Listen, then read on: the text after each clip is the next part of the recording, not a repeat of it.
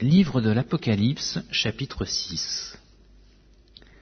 Je regardais, quand l'agneau ouvrit un des 7 sceaux, et j'entendis l'un des 4 êtres vivants qui disait comme d'une voix de tonnerre, « Viens et vois ». Je regardais, et voici parut un cheval blanc. Celui qui le montait avait un arc. Une couronne lui fut donnée, et il partit en vainqueur et pour vaincre. Quand il ouvrit le second sceau, j'entendis le second être vivant qui disait « Viens et vois ». Et il sortit un autre cheval roux. Celui qui le montait reçut le pouvoir d'enlever la paix de la terre, afin que les hommes s'égorgeassent les uns les autres. Et une grande épée lui fut donnée. Quand il ouvrit le 3e sceau, j'entendis le 3e être vivant qui disait « Viens et vois ». Je regardais, et voici parut un cheval noir.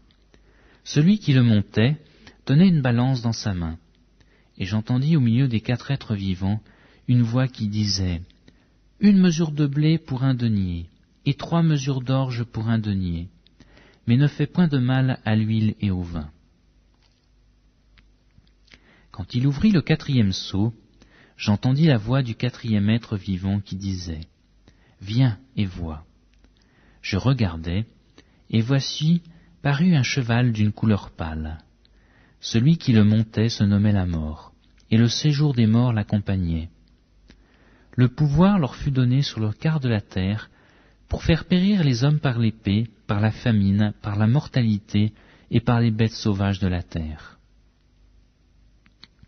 Quand il ouvrit le 5e sceau, je vis sous l'autel les âmes de ceux qui avaient été immolés à cause de la parole de Dieu et à cause du témoignage qu'ils avaient rendu. Ils crièrent d'une voix forte en disant « Jusqu'à quand, souverain saint et véritable, tardes-tu à juger et à tirer vengeance de notre sang sur les habitants de la terre ?» Une robe blanche fut donnée à chacun d'entre eux, et il leur fut dit de se tenir en repos quelque temps encore, jusqu'à ce que fût complet le nombre de leurs compagnons de service et de leurs frères qui devaient être mis à mort comme eux.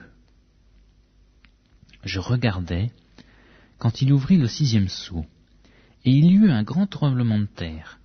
Le soleil devint noir comme un sac de crin, la lumière entière devint comme du sang, et les étoiles du ciel tombèrent sur la terre, comme lorsqu'un figuier secoué par un vent violent jette ses figues vertes. Le ciel se retira comme un livre qu'on roule, et toutes les montagnes et les îles furent remuées de leur place.